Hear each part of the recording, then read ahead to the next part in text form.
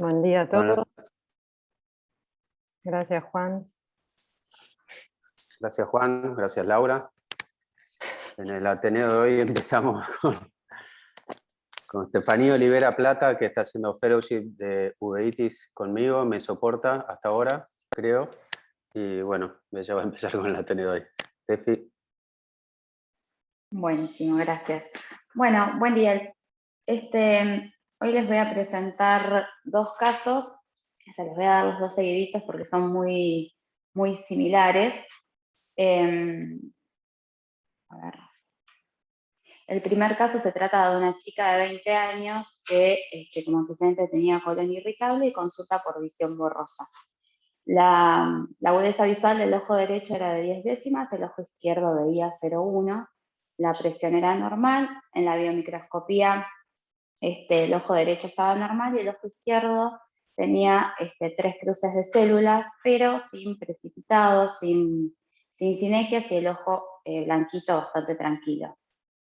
Cuando le hacemos el fondo de ojos, vemos que bueno, el ojo derecho era normal y el izquierdo se veía una turbidez vítrea, papilitis, tiene también vasculitis, edema macular.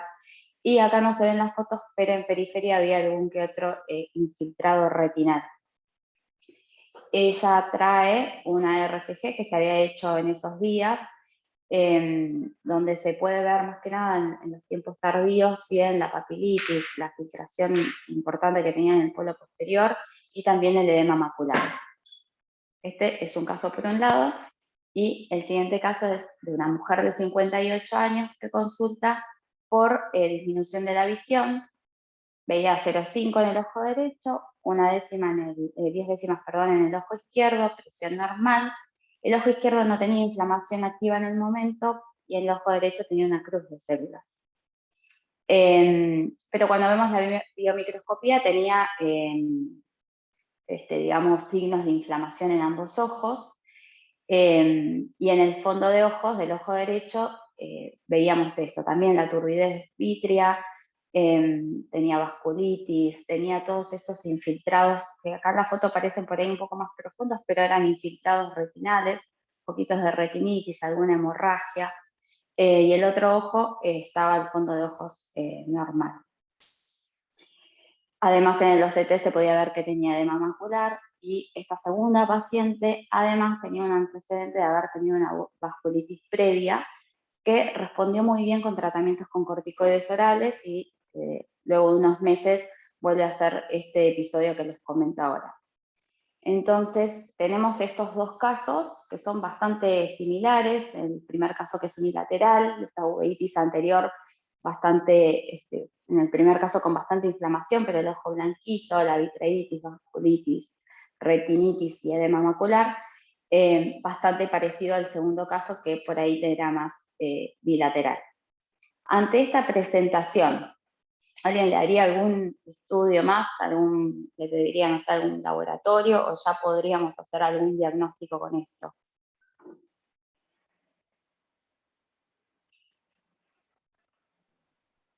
Nada.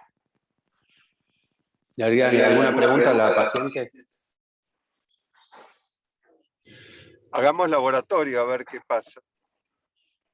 Bueno, se podría hacer un laboratorio, pero con, digamos, todos estos signos que uno tiene, puede hacer, como tenés la paciente ahí, uno podría hacer algunas preguntas dirigidas, porque con todas estas características que les menciono, la sospecha clínica es de la enfermedad de Behçet. Entonces habría que hacer un interrogatorio dirigido. Entonces, si uno tuviera un interrogatorio negativo, entonces por ahí podría pensar en alguna otra cosa y pedirle el laboratorio.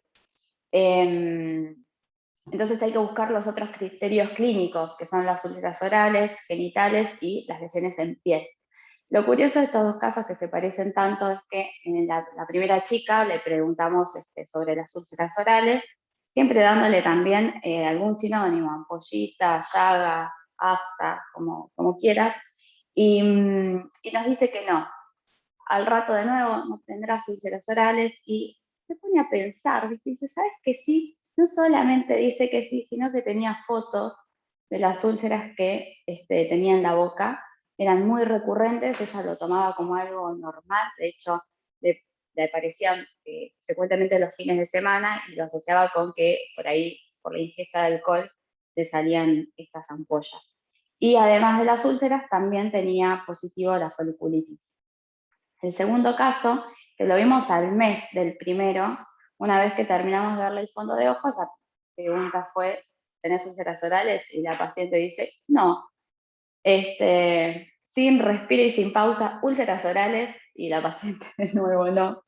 Y nuestra cara fue de, no puede ser, no te creemos. Por supuesto, siempre dándole todos los sinónimos. Y ¿segura? ¿No tenés? Y ahí se pone a pensar y dice, no, pero ahora tengo una. O sea, sí o no. Antes también había tenido, y nosotros tipo, ¿no? De lo absurdo de la situación de tener que preguntarle más de 3 veces en ambos casos para que nos dijeran que sí.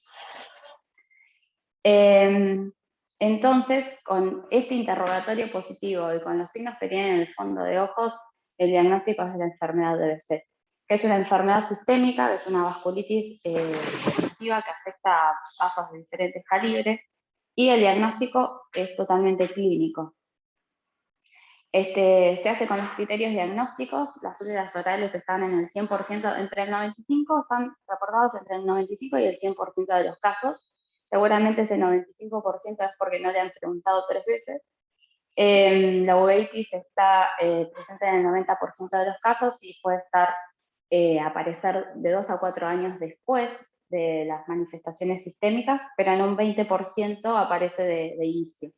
Y las lesiones en piel, como la foliculitis, el eritema nodoso y las úlceras genitales, digamos, es más variable y están aproximadamente en el 70%. Las otras manifestaciones pueden ser artritis, las alteraciones intestinales, nuestra primera paciente tenía colon irritable, afectación del sistema nervioso central, epididimitis y lesiones vasculares.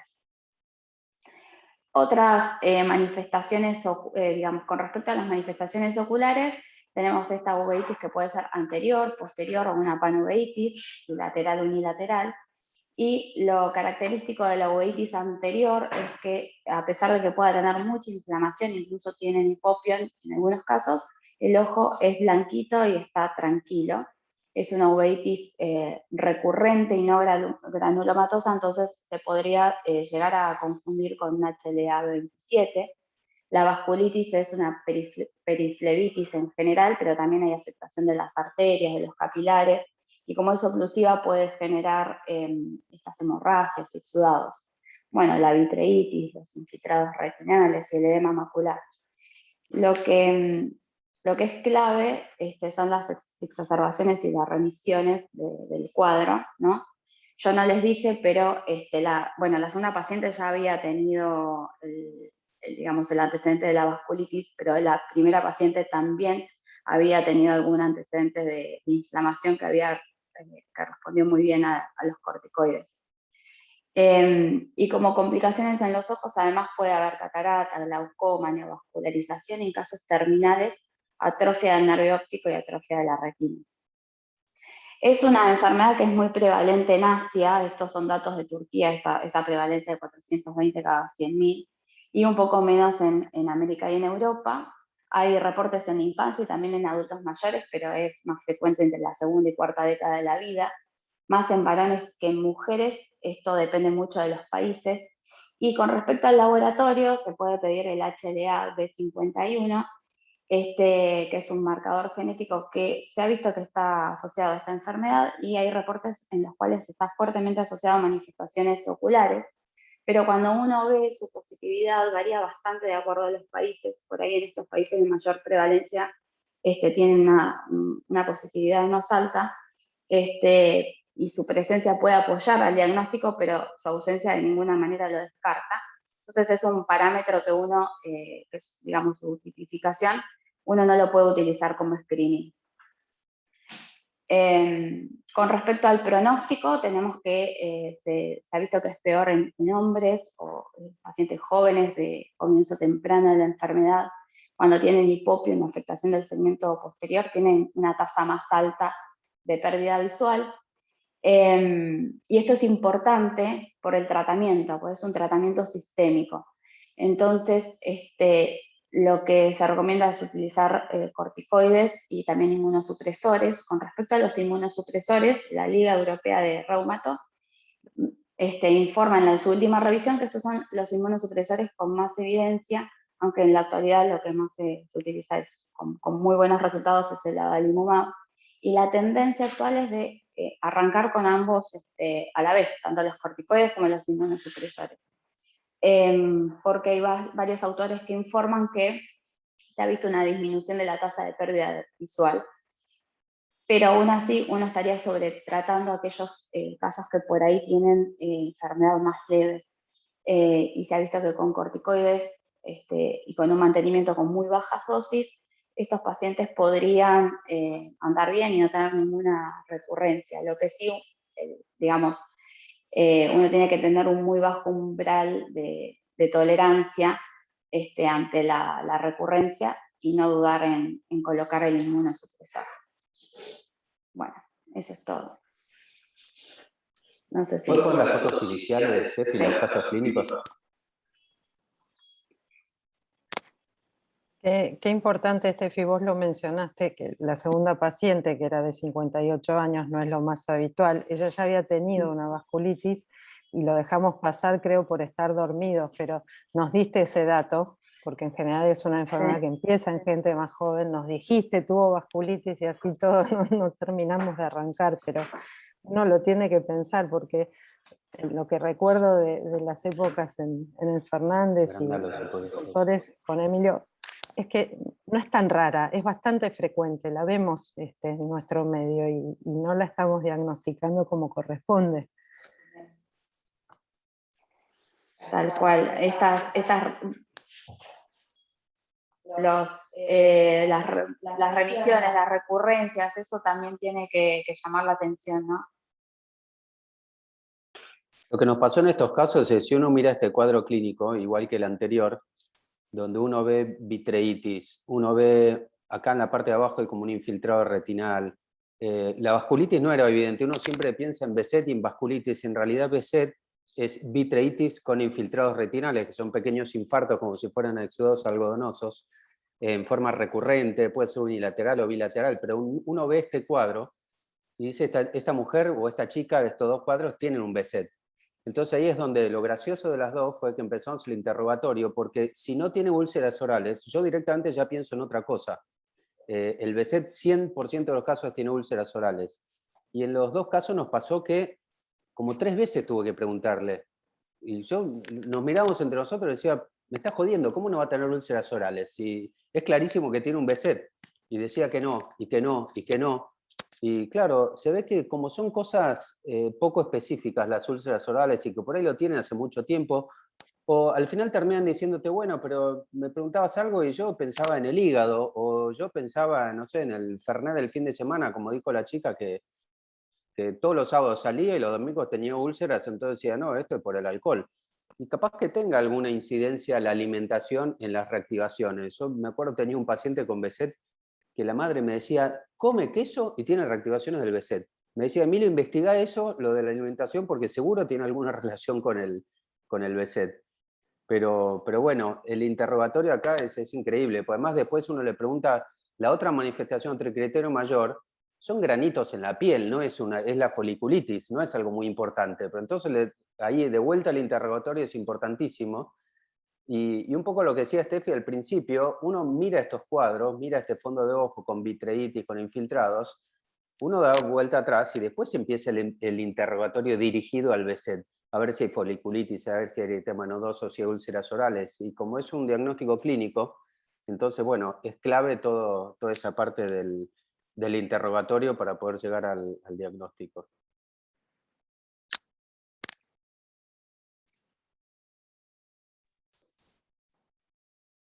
Y después el otro, ya que están todos muy calladitos con el Behçet, se ve que no lo ven nunca, pero el otro punto interesante y que por ahí difiero de lo que pasa en el resto del mundo, porque uno ve un paciente con enfermedad de Behçet y inmediatamente un reumatólogo o incluso dentro de los oftalmólogos le ponen Humira. a estos pacientes. Y Lumira, ustedes saben que primero que es caro, es buenísimo, pero sabemos cuándo empezamos, pero nunca cuándo terminamos. Y yo tengo pacientes que están solamente tratados con corticoides. Y que uno dice, en realidad el corticoide es excelente para las reactivaciones, pero no previene la enfermedad. Y sin embargo, sí previene la enfermedad en algunos pacientes. Como todas las enfermedades, siempre hay como un amplio margen de aquellos que hacen enfermedades muy severas y enfermedades menos severas. Y sabemos que hay casos de mujeres que tienen una enfermedad muy benigna. Y tengo un caso de una chica de 15 años que empezó con esto.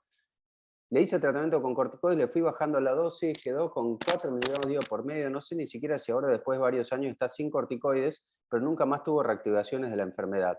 Así que, como decía Steffi, hay que tener un muy bajo umbral para inmunosuprimir a estos pacientes, pero siempre mi primera prueba, cuando son casos no muy severos, es dejarle una baja dosis de corticoide a ver si con eso deja de tener reactivación en la enfermedad. Definitivamente lo que uno quiere es que estos pacientes no tengan reactivación en la enfermedad, porque estos infiltrados retinales pueden afectar la mácula y perder la visión central. Así que, pero bueno, el corticoide solo puede ser una alternativa de tratamiento en alguno de ellos.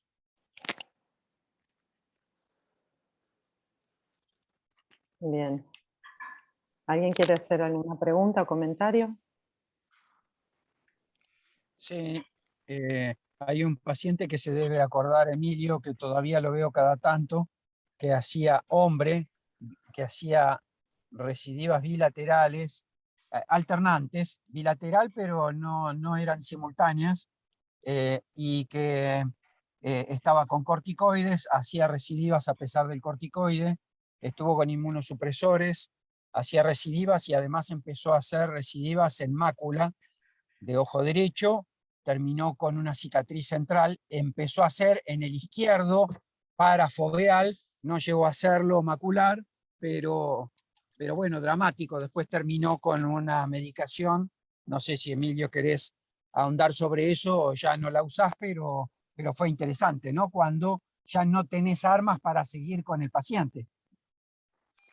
Ese paciente de Ignacio Rubén estuvo 10 años con ciclosporina, y a pesar de la ciclosporina y los corticoides, sí, efectivamente hacía reactivaciones. Yo en esa época, que se ve que era más joven y más valiente, usaba los alquilantes y usaba el clorambucil. Y realmente... Eso no me atreví a decir nada más, porque ahora sos un cagón, pero antes eras así. Voy a tener que asumir que es verdad, pero yo todavía me acuerdo de ese paciente de Ignacio que está, y hay un montón de pacientes más que recidivaban, y en esa época no había Humira. Entonces, cuando la ciclosporina no funcionaba, no había mucho más alternativa. Entonces hizo tratamiento con clorambucil, que uno va aumentando la dosis del alquilante hasta que bajan los blancos y las plaquetas, a menos de 2.000 blancos o menos de 100.000 plaquetas. Semanalmente se va aumentando la dosis. Es un poquito intenso el tratamiento, pero lo que pasa es que después logran remisión total. Y este paciente debe estar hace 10 años con remisión. Y mi peor paciente, que fue uno que tuve, que me dio papá apenas llegué de mi fellow en el 95, el chico tenía 19 años, estaba con corticoides, ciclosporina, satioprina, colchicina, pentoxifilina y tenía reactivaciones cada 2 meses. O sea, no respondía a nada, no había mucha alternativa.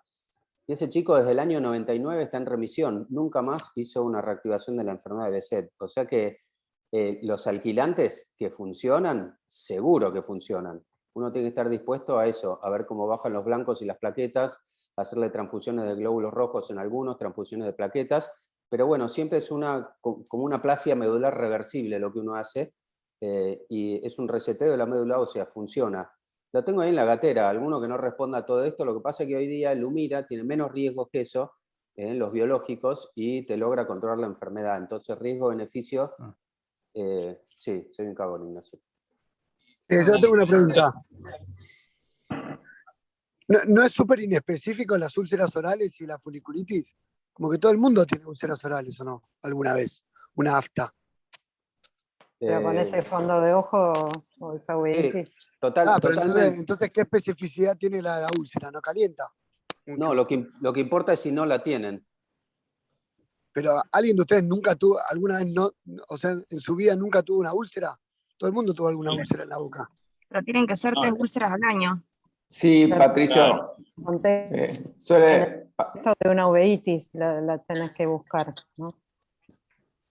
Pato, además suelen empezar 2 años antes, suelen ser recurrentes, tienen bastantes características, no son la típica úlcera que tenemos, puede llegar a tener cualquier persona. Está bien. No, igual tiene razón, o sea, una úlcera es totalmente inespecífico y la pueden tener otras enfermedades y la puede tener gente sana y pueden ser virales y todo lo que sea.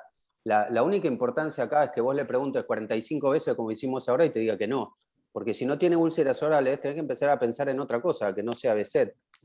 Y después la foliculitis no es que te salen 2 granitos, normalmente es en el torso o en la espalda o en el pecho, pero es un grupo grande de granitos que por ahí se te van solos en una semana. O incluso el eritema nodoso, que es una mancha roja que te suele aparecer en la pierna y que también se va sola. O sea, todas las manifestaciones en piel son bastante inespecíficas, pero si están, sirven. Si no están, en el caso de los úlceras orales, empezá a pensar en otra cosa. Aparte ¿No se hay van también, juntando los criterios. Claro. Emilio, hablando de los tratamientos locos, ¿no hay una diferencia enorme de precio entre el Lumira y la ciclofosfamida o el corticoide? Sí, un montón, es incomparable. Probablemente sea el equivalente, todo el tratamiento con clorambucil sea igual a una dosis de Humira, o la mitad. ¿Y cuánto sale esa dosis? ¿Tenés idea ahora? En su momento me acuerdo que el tratamiento completo varió un poquito ahora, ¿no? Pero el tratamiento completo eran como si te dijera $2.000 y con eso tenías la remisión de la enfermedad para toda tu vida. O sea, era una cosa ridícula comparada con las 150.000 pesos que cuesta una ampolla de Humira. Claro, perfecto. Así que costo-beneficio ni hablar. Lo que pasa es que, bueno, tenés que estar dispuesto Sí. a ver cómo bajan Arriesgarte. los blancos, hacer un hemograma una vez por semana. Hasta ahora la verdad es que ninguno tuvo complicaciones importantes y todos están en remisión, o casi Emilio, todos. eso te iba a preguntar. ¿No tuviste ninguna de todas esas cosas catastróficas que pueden ocurrir?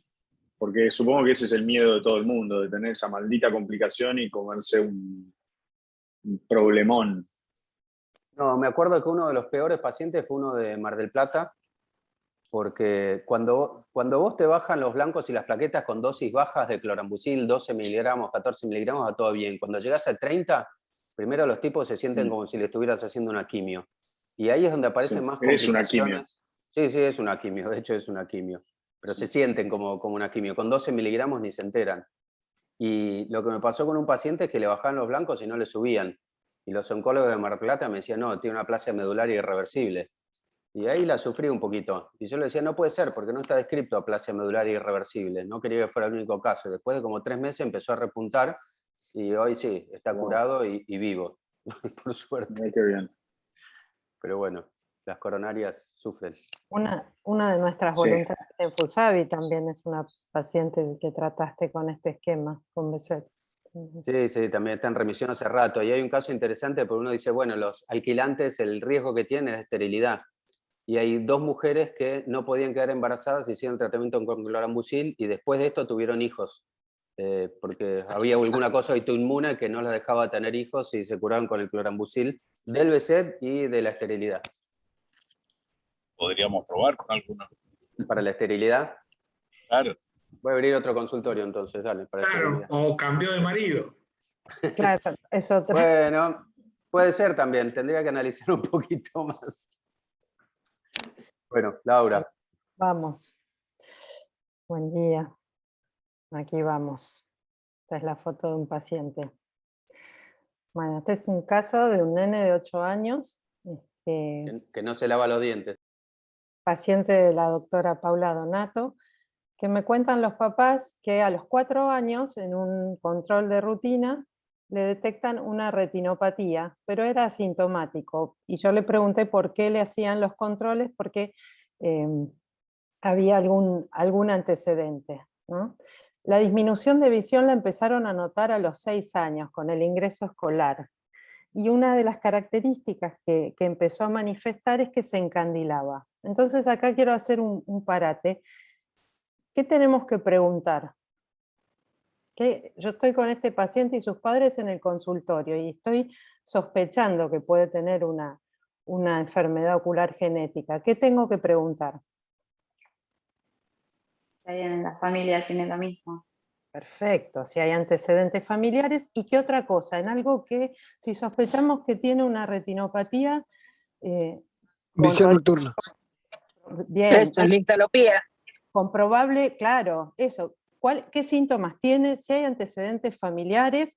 ¿Y qué otra cosa? Porque estamos hablando de una retinopatía de comienzo muy temprano. Entonces, puede tener una asociación sistémica, puede ser parte de un síndrome. Sordera, alguna otra cosa, sí. Entonces, esas son las cosas que tenemos que interrogar. Le pregunté si no se chocaba objetos, si no tenía una predisposición a que le baje la visión o que tenga miedo de estar en lugares con luces más bajas, porque claramente son chicos que se paralizan cuando están en esa situación. Y la otra es que este nene era hipoacúsico desde el nacimiento y por eso le hacían controles anuales. Entonces se detectó a los 4 años una retinopatía inespecífica que la vieron al fondo de ojo. No tenía síntomas y recién a los 6 años le empezó a bajar la visión, pero central, la de lectura. Bien. Y como antecedentes familiares, la otra nena, la hermana menor, también era hipoacúsica. Al examen tenía una agudeza visual corregida de 2 décimas, con una hipermetropía y astigmatismo leves, la biomicroscopía y la presión eran normales, los reflejos pupilares también, y según Paula tenía la visión cromática alterada. Yo no se la testeo. Es raro que lo haga. Bueno, ¿qué hacemos? Hay una médica que me dice que su paciente chiquito tiene una retinopatía. ¿Cómo lo estudio? Yo le tengo que decir al genetista si hay una asociación con esta retinopatía supuesta que tiene y su hipoacusia. ¿Qué tengo que buscar?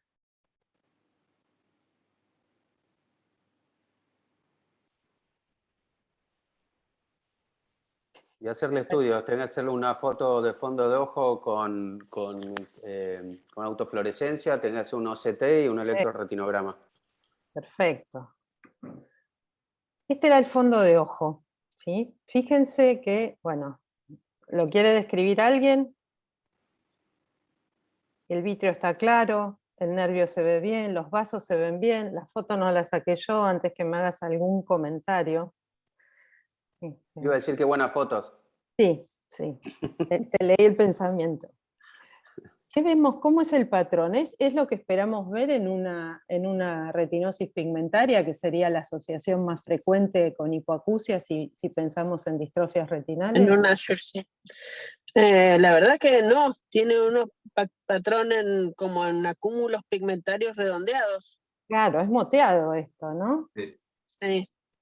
Y como paracentral la distribución. Y hay alguna alteración pigmentaria difusa, pero no es lo que esperamos ver. Y entonces, ¿qué le digo al genetista?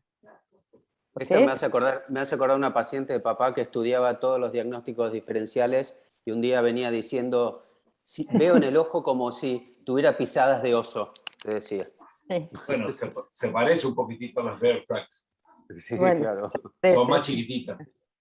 No le buscamos pólipos intestinales a esta, vamos por otro lado. Era un osito. Suelen ser más aisladas los Bear Tracks, no tantos. Emilio dijo autofluorescencia, sí, Fito, gracias, es cierto. Dijo autofluorescencia, bueno, vemos las zonas de hipoautofluorescencia que corresponden a las manchas de pigmento, esto es por bloqueo, pero vemos estos puntitos, ¿sí? Que son parecidos a los flecks que uno ve en Stargardt, pero no son iguales. Estos son como puntiformes y están distribuidos en la zona de las arcadas, no centrales. La verdad que es rarito, ¿no? Bueno, ¿y cómo seguimos? Ya vimos, autofluorescencia, el fondo de ojo. Emilio dijo OCT también, ¿sí? Yo tengo que ver cómo están las capas de los fotorreceptores, pero además, ¿con qué me encuentro? ¿Qué vemos acá?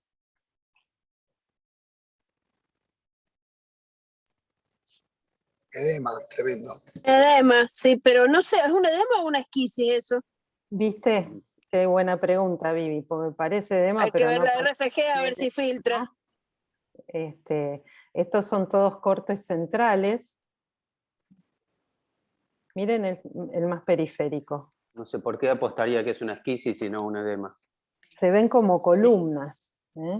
Pero bueno, Sí, el fondo sí. era el de una esquisis si uno piensa en esquisis. O sea, el OCT me da para pensar en eso, pero el fondo de ojo no me da para pensar en una esquisis. Yo puedo tener la esquisis solo macular, que al fondo de Pero no ojo se ve en la periferia no los velos, ¿no? claro, y en la periferia no veíamos, pero es cierto que la mitad puede tener alteraciones en la periferia y la otra mitad no. Si pensamos en retinosquisis juvenil, ¿no? Ligada al X. Pero no tiene esos moteos de pigmento, No, no tiene esos las moteados. alitas del X. Bueno, eso es lo interesante de este caso. Cómo Bien. nos va haciendo, cómo nos va guiando para llegar al diagnóstico. Bueno, electroretinograma. Por la edad que tiene tuve que usar electrodos de piel, donde los registros son más bajos, no es lo mismo que un lente de contacto corneal, pero a mí me sirve porque yo en el electroretinograma veo que tiene función de bastones y que tiene función de conos, ¿sí? Que no están abolidos. Entonces, esto me descarta el patrón de una retinosis pigmentaria, que es lo primero que tengo que buscar en un paciente de este tipo. Entonces, está bueno tener esta alternativa para poder hacerle esto a un chico que por un ratito colabora, que ni loco me dejaba que le ponga lentes de contacto, por supuesto, pero no era necesario llevarlo a un quirófano y sedarlo.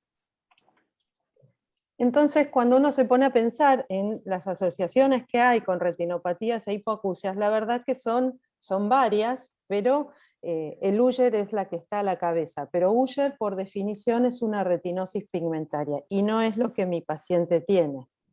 Entonces, ¿hiciste muchos de imágenes estos cerebrales por el SUSAC? yo no, pero a ver, muchos de estos pacientes a mí ya me llegan derivados por un genetista. Entonces ellos acortaron el camino. Nosotros tenemos que hacer nuestro rol de oftalmólogos y ayudarlos. Entonces lo que tenemos que decir es, digamos, qué es lo que vemos en el ojo. Seguramente todos pensaron en este síndrome y no lo querían decir para no... Claro, yo no quería decirte, Laura, porque... Claro. En la punta de la lengua, aquí. Todos lo pensaron, pero bueno, él vino con un diagnóstico probable de síndrome de Hamler, tenía un testeo genético que ya daba que tenía mutación en el PEC6, que es un gen que codifica proteínas de función de los peroxisomas, y se caracteriza porque es una enfermedad de herencia recesiva, compatible. ¿Se acuerdan que dijimos que la hermanita menor tenía hipoacusia, que la característica es que sean hipoacúsicos desde el nacimiento? Entonces, que tienen también amelogénesis, que es una alteración en el esmalte dentario, no es que no se lavaba los dientes, pobrecitos, pero bueno, en la dentición definitiva los dientes toman ese aspecto así feo y amarillento. Esta es una publicación, pero si se fijan se parece mucho a la foto que yo puse al principio, ahora la voy a mostrar de nuevo. Tienen distrofia retinal, pero tengo que decir qué tipo de distrofia retinal, y tienen anomalías en las uñas, ¿sí? Como se ve ahí en esa foto. Entonces, ¿cuándo pienso en esto? ¿Cuáles son las características de este síndrome? Que son chicos hipoacúsicos desde muy temprano, que con audífonos mejoran, es una hipoacusia neurosensorial, que tienen esta alteración en los dientes, en las uñas. Las presentaciones son variables a distintos tiempos, así como Emilio hablaba hoy del BSET, que no todo se presenta al mismo tiempo. Bueno, en las enfermedades genéticas pasa lo mismo, y la distrofia retinal a los 4 años ya se hizo evidente en el fondo de ojo. Entonces, vamos a los hallazgos oculares. En este síndrome tienen una retinopatía pigmentaria que la llaman, y que los distintos reportes las dicen como moteada, que es el caso que vimos, o puede ser una retinosis pigmentaria o una afección solo macular. Es una enfermedad muy poco frecuente, pero los casos reportados dan estas 3 variantes. Entonces yo voy a ver en la autofluorescencia esos depósitos puntiformes hiperautofluorescentes que están alrededor de la mácula. En el OCT, la pérdida de los fotorreceptores y esos espacios quísticos que son característicos, porque si nos acordamos, cuando vemos edema macular en retinosis pigmentaria, en general aparece años después de la enfermedad, es tardía y es edema, ¿sí? A diferencia de esto que empieza casi cuando aparece la retinopatía. El electroretinograma puede ser normal si es solo afección macular o tener una alteración a predominio fotópica, pero moderada, ¿sí? Nunca, salvo que sea una presentación de retinosis pigmentaria, no nos va a alterar el electroretinograma por completo en las dos series. Buenos días. En conos y en bastones.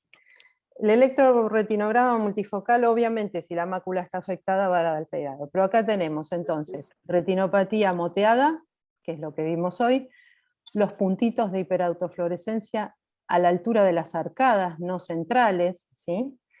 Y estos espacios quísticos. Los dientes, bueno, sí, pobrecitos, son característicos. Entonces, cuando veamos esta sumatoria de cosas, tenemos que pensar en que hay una asociación sistémica, por supuesto, pero tenemos que poder decirle al genetista qué tipo de retinopatía tiene. En el caso del trabajo que presenté recién, ellos dijeron que al paciente lo trataron con acetazolamida tópica y por vía oral y que anduvo bien, pero hay otros que no anduvieron bien, que no tuvieron resultados dentro de las series publicadas. Entonces, ¿qué tenemos que hacer nosotros cuando nos llega un tipo de paciente en el que sospechan enfermedad genética? Establecer cuáles son las estructuras del ojo que están afectadas, y cuando hablamos de retinopatía yo sí tengo la obligación de poder decir si están afectados bastones y conos, como las retinosis pigmentarias, si son solo los conos o solo la mácula, si hay esquisis o si es una vitreoretinopatía. ¿Por qué? Porque el genetista lo necesita para cotejar si la mutación que está encontrando es realmente el causal de esta enfermedad, porque empieza a haber una luz de tratamiento para alguna de estas enfermedades. Entonces, ¿cómo lo hago? Como dijo Emilio, autofluorescencia, OCT y electroretinograma. Así estudio estos pacientes y con esto tengo la información que necesito para saber cuál es la capa de la retina que está afectada. Entonces, cuando yo sé dónde está el problema, es más fácil llegar a un diagnóstico. ¿Sí? Acuérdense siempre que los síntomas de disfunción visual van a preceder a los cambios anatómicos, entonces tengo que ir a buscarlos, tengo que buscar esas disfunciones con los exámenes, ya sea de los estudios que mencionamos recién, la electrofisiología, y ahí pasar al test genético. Si no, es difícil interpretar los resultados. Por supuesto que en estas afecciones de comienzo temprano yo tengo que buscar o alertar al pediatra, si primero lo encontré en el ojo, sobre posibles asociaciones sistémicas, y a iniciar una estimulación temprana. Bien. Gracias. Una pregunta que supongo que le habrá pasado un montón de veces, así como a este paciente le dieron acetazolamida. ¿Tiene algún sentido práctico intentar acetazolamida o cualquier otro tratamiento como si fuera un edema?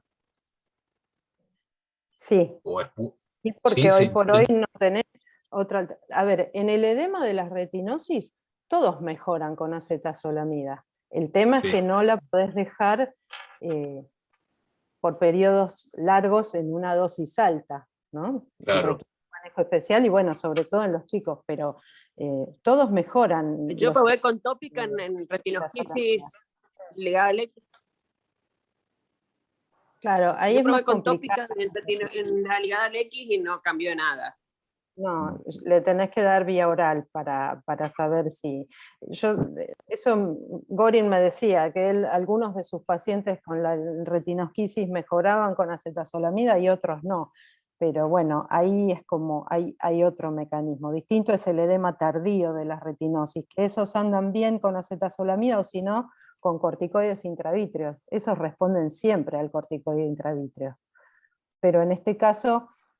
creo que valdría la pena por lo menos porque este nene está perdiendo visión central, entonces tendríamos que hacer la prueba y de hecho el electroretinograma se lo hice ayer, así que ahora en la devolución que haga con los padres se lo voy a aconsejar y bueno, tendremos que monitorearlo junto con el pediatra porque, digamos, ¿no? También hay que evaluar función renal y otras cosas. Pero creo que sí vale la pena.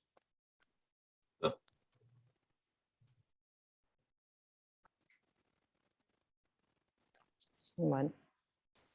¿Largas vos, Emilio? Bueno, sigo yo después de este casito fácil. ¿Estoy muteado? No. Bueno, voy a presentar este caso de una mujer de 57 años que proviene de América, provincia de Buenos Aires. Que la vemos Americana. es una americana, tal cual, como le pasó a Adolfo, que ahora les voy a contar. Pero viene en junio de este año porque tiene dolor y ojo rojo desde hace 2 meses en su ojo derecho. Y para ese dolor y ojo rojo está tratado con Artelac, muy importante, un lubricante, como van a ver. Y uno de los errores más grandes que normalmente ocurre es que está con Prendeflin fuerte cada 1 hora, la frecuencia está muy bien, pero nunca le dijeron que lo tenía que agitar.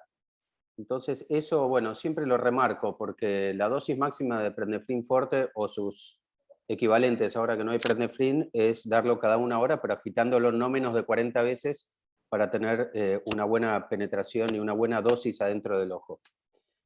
Como decía Arturo, América, cuando me puse a buscar a ver dónde quedaba América, porque no me acordaba, sabía que una empleada nuestra vivía ahí, pero es un partido, es la capital del partido de Rivadavia, que queda ahí en límite con La Pampa, entre 2 otros partidos como General Villegas y Trenquelauquen muy grandes. Tiene de lo más rescatado de la Ciudad de América es que tiene un vivero enorme de 350 hectáreas con montones de variedades muy interesantes y un hipódromo adentro. Y el cuento de Adolfo es interesante porque esta chica que trabaja con nosotros un día le dice a Adolfo, che, Adolfo, hay un paciente de un americano que vino para verte a vos. Entonces Adolfo entra al consultorio y lo saluda, hello, how are you? Y el otro tipo desesperado venía de América, yo no sé una papa de inglés, le decía el otro. Pero bueno, América. Bueno, esto venía de América, está como 500 kilómetros de Buenos Aires.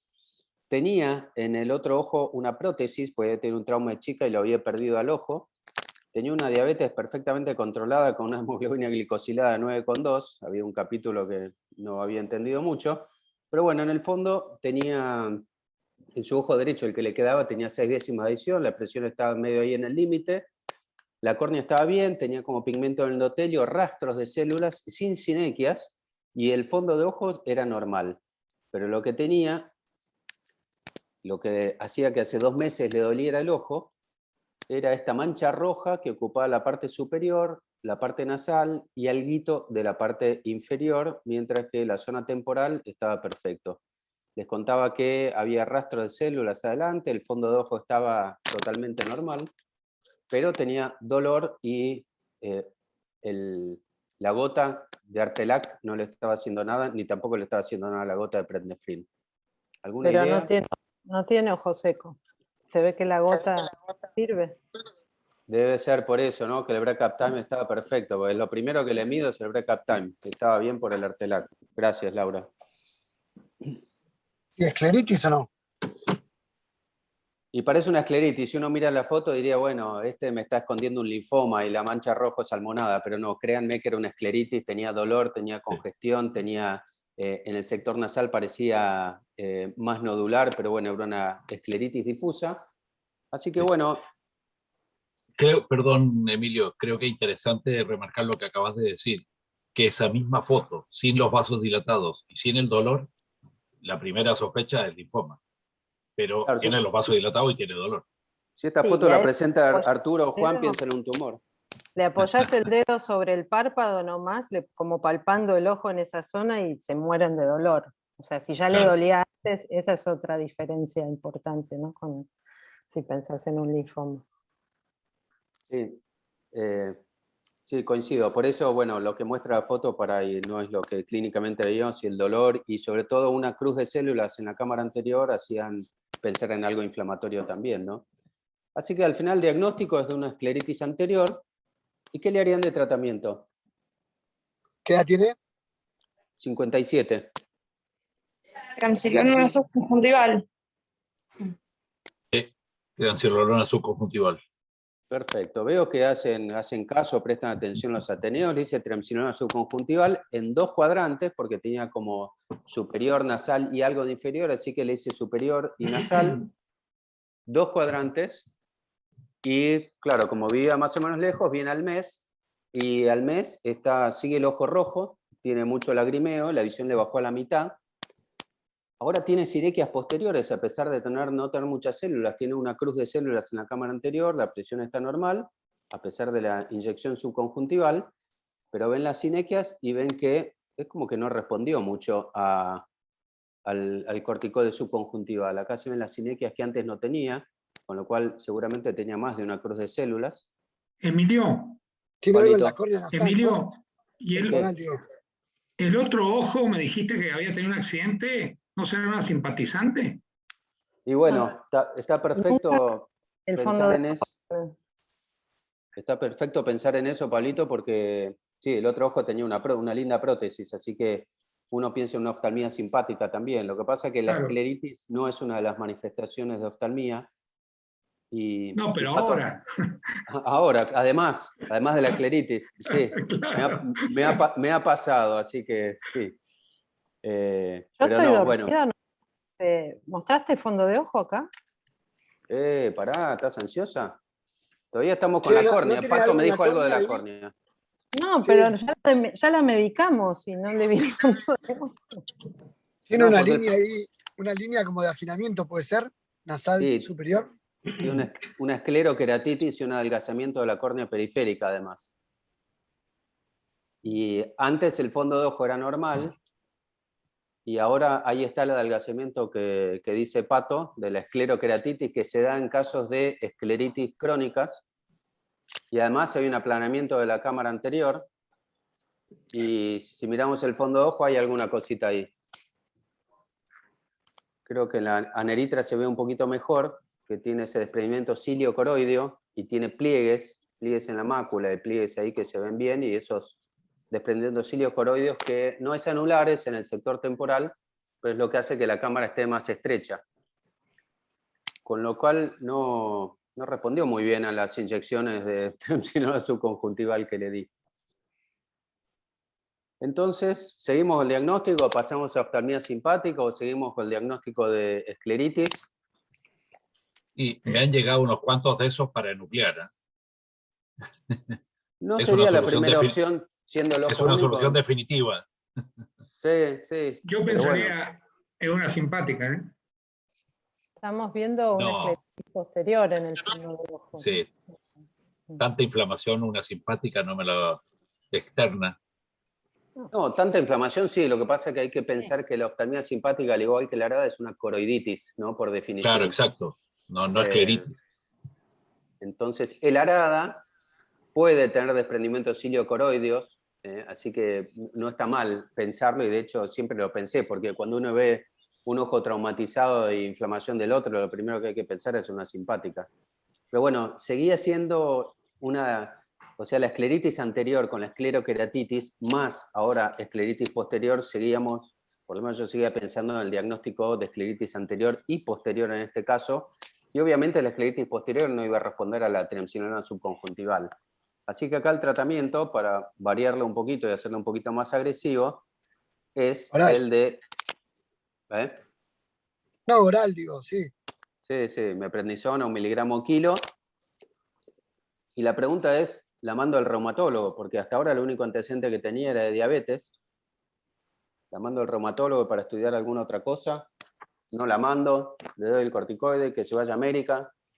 Al Creo que la diabetólogo. mandaría al diabetólogo, porque si le estás metiendo corticoide por vía oral y ya está descompensada, se te va a descompensar el diablo. Sí, eso es lo que hizo. Y con respecto al reumatólogo, nosotros decidimos que somos casi médicos, a pesar de ser oftalmólogos, y lo que hacemos es, a los pacientes que tienen escleritis, les hacemos un interrogatorio. Porque si no tiene artritis, ¿de qué me sirve un látex positivo? Si no tiene, le voy a pedir un FAN si no tiene ninguna manifestación de lupus. Entonces, con este interrogatorio, que no voy a ir en detalle, pero buscamos saber si tiene un Wegener, si tiene una artritis reumatoidea, si tiene una espondilitis anquilosante, si tiene una enfermedad inflamatoria intestinal, o si tiene cosas inespecíficas como fiebre, fatiga o disminución del apetito y pérdida de peso, indicando una vasculitis sistémica. La verdad que si no tiene nada de esto es porque no tiene ni artritis, ni lupus, ni enfermedad inflamatoria intestinal, ni Wegener, ni nada de eso, así que Si todo esto nos da negativo, como en este caso, no lo mandamos al reumatólogo y estamos atentos a que aparezca otro síntoma. Y después le voy a decir por qué. Bueno, a las 2 semanas viene otra vez, porque esta vez estaba un poquito peor, y lo que muchas veces pasa, se ve que la glucemia le afectó el cerebro, hizo una semana de 60 miligramos y lo dejó, porque pensó que ya estaba ahí, y eso que está todo anotado y todo, pero claro, se ve que lo anotado no lo veía mucho. La agudeza visual estaba en 4 décimas, el ojo, la parte externa estaba bastante parecido, y seguía cámara a la plana, y el fondo de ojo había desaparecido con solo una semana todo lo que es la escleritis posterior y el desprendimiento ciliocoroideo. Así que había mejorado mucho. Otra vez le volví a dar la meprednisona, que la siga haciendo, porque una semana obviamente no sirve, bajándola cada 5 días hasta 10-8 miligramos, y además le volví a hacer triamcinolona subconjuntival. En este caso en 3 cuadrantes, le hice superior, nasal e inferior, para reforzar el tratamiento sistémico. Y bueno, para hacerla corta, 2 meses más tarde estaba con 8 miligramos de prednisona, la agudeza visual en 8, la presión en 15, y este era el ojo 2 meses después de tratamiento sistémico más tratamiento subconjuntival, su escleritis totalmente resuelta, con pocas cicatrices. Ahí todavía se ve el resto de triamcinolona subconjuntival, que sigue siendo efecto. La cámara estaba un poquito más amplia, la presión bien, y sin el ojo rojo y totalmente cicatrizado la escleroqueratitis periférica que había tenido. Y una cosa importante, este es un póster que hicimos en el 2019 para el Congreso Argentino sobre 21 pacientes con escleritis posterior, y para mostrarles que la edad media era 47 años, alguna leve prevalencia de mujeres, y esto es importantísimo, la asociación con enfermedades sistémicas es solo del 14%. Por eso tampoco me vuelvo loco cuando veo una paciente con escleritis posterior, porque la verdad es que la mayoría no tiene una enfermedad sistémica asociada y son cuadros de escleritis idiopática. Y las manifestaciones que pueden tener, lo más común es el DR oxidativo, pero hay un 20% que tienen desprendimiento, o 18% de desprendimiento ciliocoroideo. Claro, la mitad tiene una escleritis anterior. Si está la escleritis anterior y yo miro el fondo de ojo y veo una pelota así, entonces es facilísimo hacer el diagnóstico. Lo difícil es hacer el diagnóstico cuando uno no tiene la escleritis anterior que te haga sospechar lo que está pasando atrás del ojo.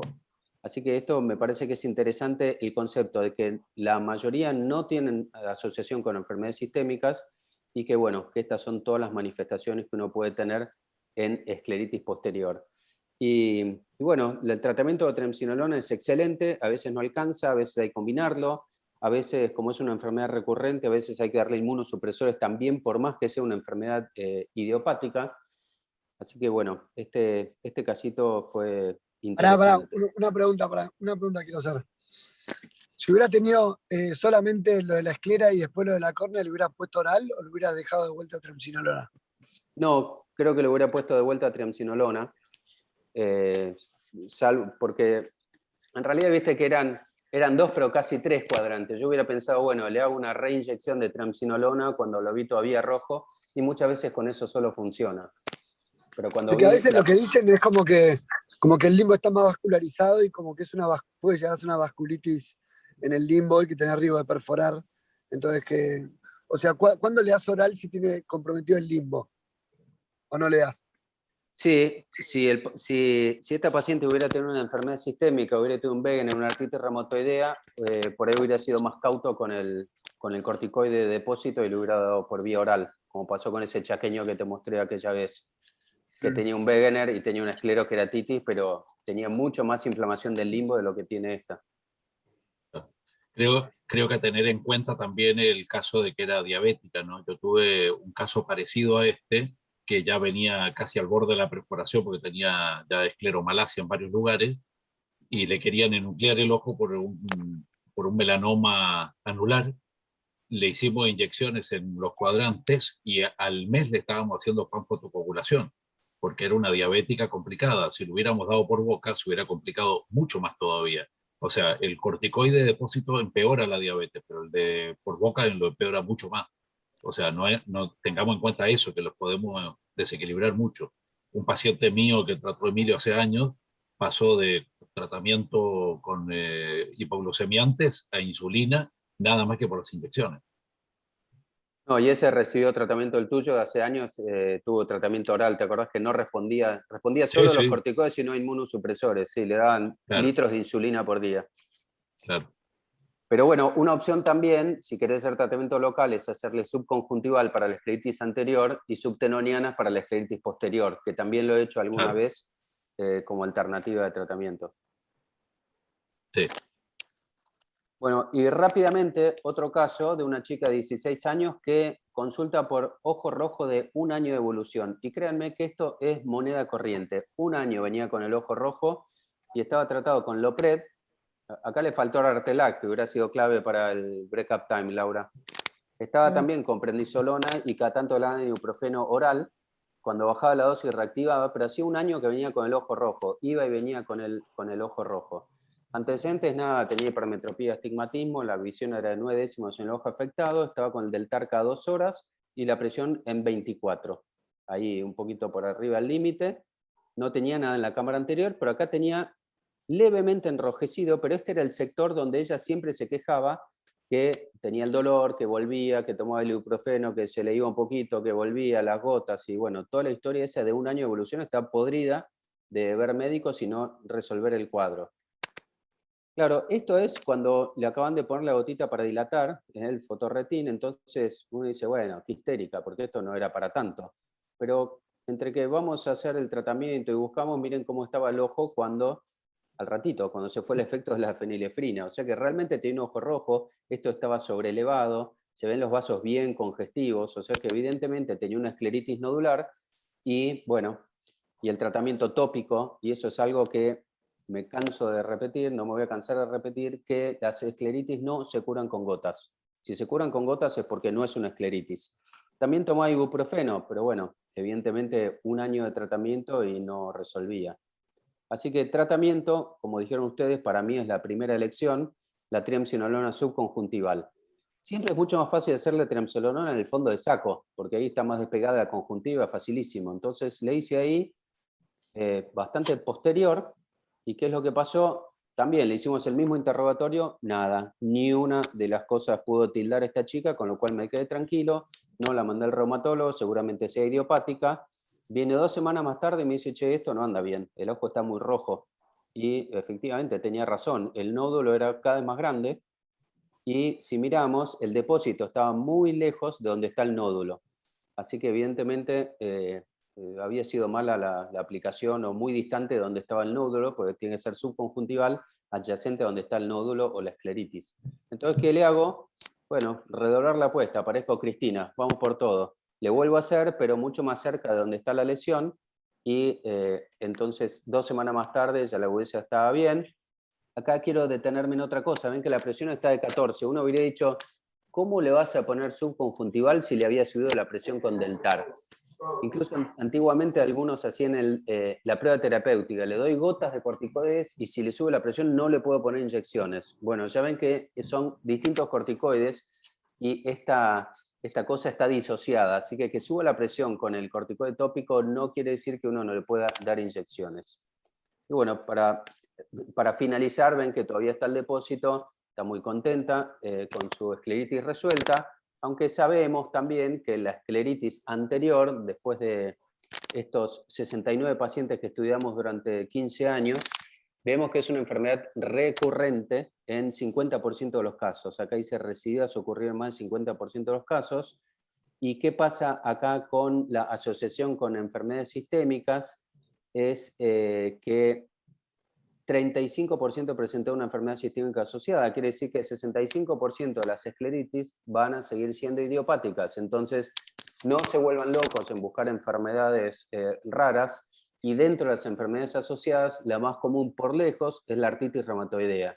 Después está el Wegener, enfermedad inflamatoria intestinal, policondritis, lupus, pero ven que no son lo más común, la más común es la artritis reumatoidea. Entonces, ¿ustedes conocen a alguien con artritis reumatoidea que no tenga artritis? Y creo que no. Entonces creo que el interrogatorio es bastante fácil para determinar esto. Así que la conclusión es que la escleritis anterior suele ser idiopática, el tratamiento con triamcinolona sin duda es que la primera alternativa de tratamiento. Diciendo las 8:30, si hay alguna pregunta. Vivi te preguntó en el chat dónde se consigue el cuestionario. Ahora te lo mando, Vivi. Lo hizo Steffi. Ella te lo vende. O mándenlo al chat, si no. Bueno. Ya le saqué foto, Vivi. Ya le saqué foto y lo imprimí. Un comentario de la escleritis. Yo me acuerdo cuando Emilio recién volvió de Estados Unidos, cada 2 por 3 me pedía una ecografía para ver si era escleritis o no. Hace años que no me pide ninguna, o sea que ya el ojo clínico te hace saber si es escleritis o no lo es. Pero para el que es principiante, de repente mira un fondo de ojo y dice, uy, tiene un desprendimiento coroideo, y resulta que no, es una escleritis nodular. O dice, no, tiene un infiltrado subtenoniano y no, es una escleritis nodular. Entonces, para el principiante puede valer la pena la ecografía. Para el experto, la verdad es que no hace falta. En realidad no confío más en Arturo, por eso no le pedí más. No te daba la razón. Ahí está el cuestionario, saquen captura de pantalla.